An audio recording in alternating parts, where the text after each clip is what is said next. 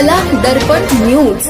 जगभरात बदलत्या जीवनशैली, शिक्षण आणि करिअरच्या प्राधान्यामुळे विवाह संस्थांबाबत नव्या प्रवृत्ती दिसू लागल्या आहेत। अलीकडील एका आंतरराष्ट्रीय सर्वेक्षणाच्या आधारे पुढील काही वर्षात मोठ्या प्रमाणावर तरुणी अविवाहित राहण्याची शक्यता व्यक्त केली जाते। या पार्श्वभूमीवर समाज रचना, कुटुंब व्यवस्था आणि लोकसंख्या यावर दूरगामी परिणाम होण्याची चर्चा रंगली आहे। बदलत्या प्रवृत्तींचा आढावा। तज्ज्ञांच्या मते आजच्या तरुणींमध्ये शिक्षण आणि करिअरला प्राधान्य देण्याची प्रवृत्ती वाढली आहे। आर्थिक स्वावलंबनामुळे पारंपरिक विवाह संस्थांवरील अवलंबित्व कमी झालं आहे। स्वतःचे निर्णय स्वतः घेण्याची वृत्ती आणि वैयक्तिक स्वातंत्र्य यांना अधिक महत्त्व दिलं जातं।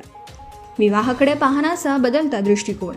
पूर्वी विवाह हा जीवनातील अपरिहार्य टप्पा मानला जात होता, मात्र आता अनेक तरुणी आणि तरुण विवाह, मातृत्व किंवा कौटुंबिक जबाबदाऱ्या या गोष्टींना निवड म्हणून पाहत आहेत। काही जणांच्या मते या जबाबदाऱ्या करिअरच्या प्रगतीत अडथळा ठरू शकतात। कुटुंब व्यवस्थेवर परिणाम। या बदलत्या मानसिकतेमुळे पारंपरिक संयुक्त कुटुंब पद्धती कमी होत असून लहान कुटुंबांचं प्रमाण वाढलं। उशिरा होणारी लग्न, कमी जन्मदर आणि एकुलता एक मूल ठेवण्याची प्रवृत्ती यामुळे भविष्यात लोकसंख्येची रचना बदलू शकते। लोकसंख्या आणि सामाजिक परिणाम। तज्ज्ञांच्या इशाऱ्यानुसार जन्मदरात घट होण्याची शक्यता, वृद्ध लोकसंख्या वाढण्याची शक्यता, एकटेपणा आणि मानसिक आरोग्याच्या समस्या वाढण्याची भीती। ग्रामीण भागातून शहरांकडे स्थलांतर आणि गावांची ओसाड होत जाणारी स्थिती। उशिरा लग्न आणि नातेसंबंधातील बदल। 30 वर्षांनंतर होणाऱ्या विवाहांमध्ये समायोजनाच्या अडचणी, तणाव आणि काही प्रकरणात घटस्फोटाचं प्रमाण वाढत असल्याचं निरीक्षण व्यक्त केलं जातं। परिणामी कुटुंबातील स्थैर्यावर परिणाम होऊ शकतो। पालकांची चिंता वाढली। अनेक पालक मुलींसाठी विवाह संस्था टिकवून ठेवण्याचा प्रयत्न करत असले तरी मुलींच्या बदललेल्या अपेक्षा आणि निवडींमुळे पारंपरिक जुळणी प्रक्रिया कठीण होत चालली आहे। समाजशास्त्रज्ञांच्या मते हा बदल पूर्णपणे नकारात्मक किंवा सकारात्मक अशा एका बाजूने पाहता येत नाही।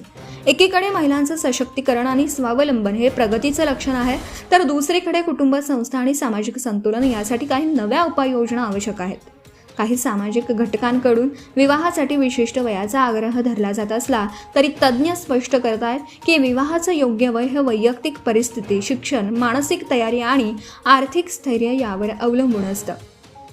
सर्वांसाठी एकच नियम लागू होत नाही। करिअर आणि कुटुंब यामध्ये संतुलन साधण्याची गरज विवाह संस्थेकडे लवचिक आणि समजूतदार दृष्टिकोन, मानसिक आरोग्य आणि सामाजिक आधार व्यवस्था मजबूत करणं, स्त्री पुरुष समानतेवर आधारित नवे कौटुंबिक मॉडेल विकसित करणं। समाज एका महत्त्वाच्या संक्रमणातून जात आहे। अविवाहितांचं योग हे केवळ भीती की वास्तव हे पुढील काळात स्पष्ट होईल। मात्र बदल नाकारण्याऐवजी तो समजून घेत समाज, कुटुंब आणि वैयक्तिक स्वातंत्र्य यांचा समतोल राखणं हीच खरी गरज असल्याचं तज्ज्ञांचं मत आहे। Subscribe now and press the bell icon. Never miss an update.